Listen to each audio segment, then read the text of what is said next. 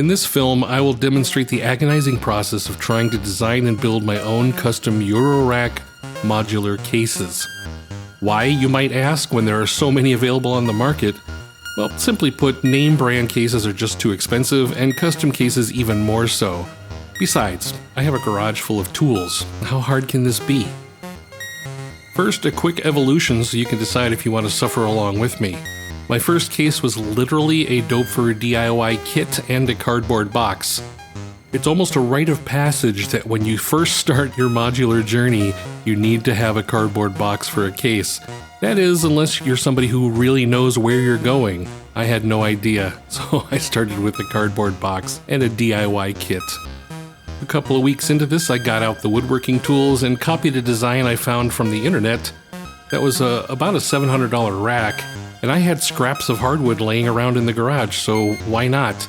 By the way, these cheeks that I cut out are still in use today. They're a part of my sequencer rack.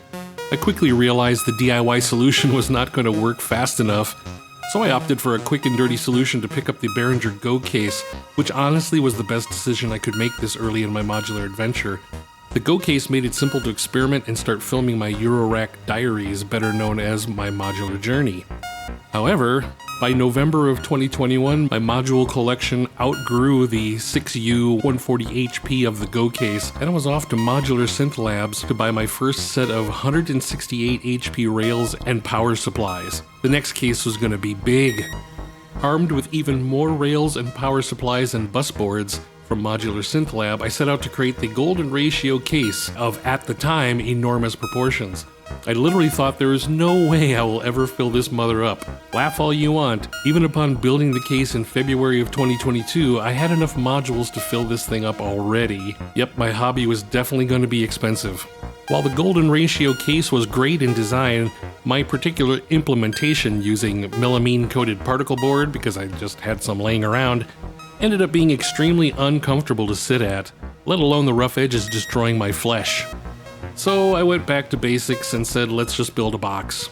And this is where we are today.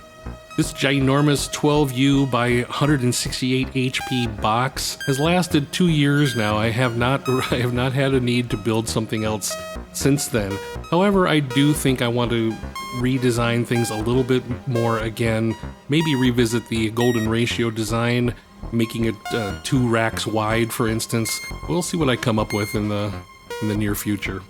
Everything that you're going to see in this series up until at least 2024 is called a prototype for a reason, because when I build any kind of furniture or anything, I tend to build prototypes first to see if I like it, and in the case of this big rectangle box that I ended up with, I do like it, but I think there's still further to go. And this is currently a prototype because I still have yet to build the final version of my case. If this sounds like something that you're interested in, stick around for this playlist of all the different prototypes that I have built over the last few years, and as I move forward with different case designs and DIY projects, I'll just keep adding videos to this playlist as we go. And as always, thank you for watching.